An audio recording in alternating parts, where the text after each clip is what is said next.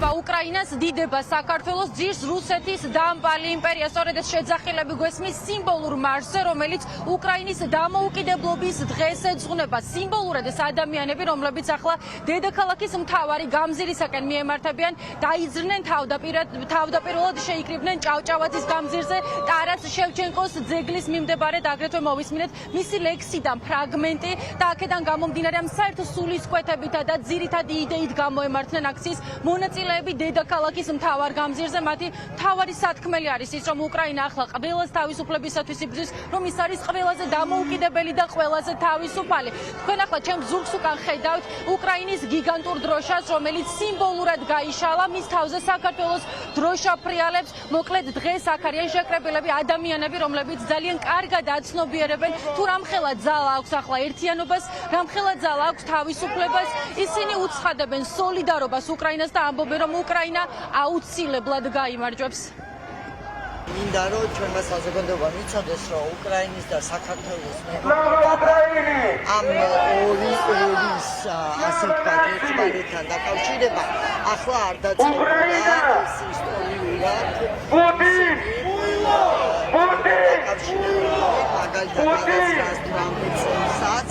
და ერთად იბრძოდნენ აი დამოუკიდებლობისათვის. დღეს უკრაინის ბედზე ჩამოკიდებულია საქართველოს ბედი. მადლობა უკრაინას. С Днем Незалежности Украины. გაუმარჯოს უკრაინის დამოუკიდებლობის დღეს. დიდება უკრაინას, დიდება გმირებს, დიდება საქართველოს, დიდება ქართველ გმირებს.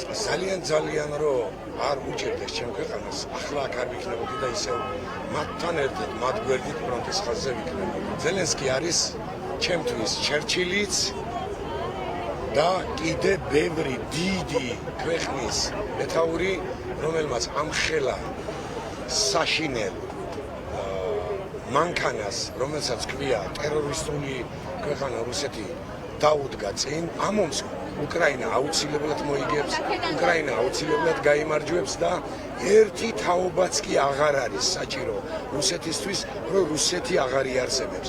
1991 წელს ჩვენ დამოუკიდებლობის გამოცხადებიდან მალევე, დაახლოებით 2 თვეში, უკრაინის რადამ გამოაცხადა ასევე საბჭოთა კავშირისგან დამოუკიდებლობა. ჩვენ დღესშეკრების ერთ-ერთი მთავარი მიზეზი, რა თქმა უნდა, არის მათი უკრაინის მხარდაჭერა, იმიტომ რომ როგორც 2008 წელს, ისევე დღეს არის შეჭრილი რუსეთი თავისუფალ და დემოკრატიულ ქვეყანაში, რომელიც იბრძვის თავისუფლებისთვის. დღეს არის უკრაინის დამოუკიდებლობის დღე.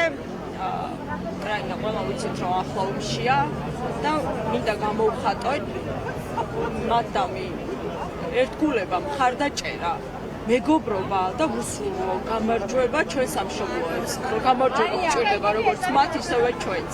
აი ეს უკრაინული ეროვნული სამოსი ჩემმა უკრაინელმა ჯარისკაცმა მეგობარმა გამომიგზავნა ფრონტიდან შარშანწი.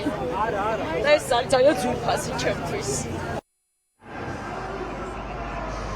აქციის მონაწილეები უკრაინის გიგანტური დროშით მიემართებიან დედაქალაქის მთავარ გამზირზე, სადაც უწყვეტი პროტესტი მიმდინარეობს. დღესაც ისინი აუცილებლად გააჟღერებენ საკუთარ უცვლელ პოზიციას იმასთან დაკავშირებით, რომ ქართული ოცნება არის საქართველოს მთავარი იმპერია, ამიტომ პოლიტიკური თვალსაზრისით ის უნდა დასრულდეს. რაც შეეხება ამ მარშს, კიდევ ერთხელ შევახსენებ მაყურებელს და კადრში ვაჩვენებ იმ გიგანტურ დროშას, რომელიც გზაშივე გაიშალა. სწორედ ასე ამ შემართებითა და სულისკვეთებით მიდიან აქციის მონაწილეები რუსთაველის გამზირზე. მათი მთავარი სათქმელი კი არის ის, რომ ახლა უკრაინა არის ის სახელმწიფო, რომელიც იბრძვის ყველას დამოუკიდებლობისათვის, რომელიც არის საქართველოს უცვლელი მეგობარი და რა თქმა უნდა, გარდა ამისა, მკაფიო ხაზს უსვამენ იმასაც, რომ ეს მარში არის კიდევ ერთი ცალსახა დემონსტრირება იმისა, რომ ქართველი ხალხის შემართება, ქართველი ხალხის განწყობა ქართული ოცნებისაგან რადიკალურად განსხვავდება.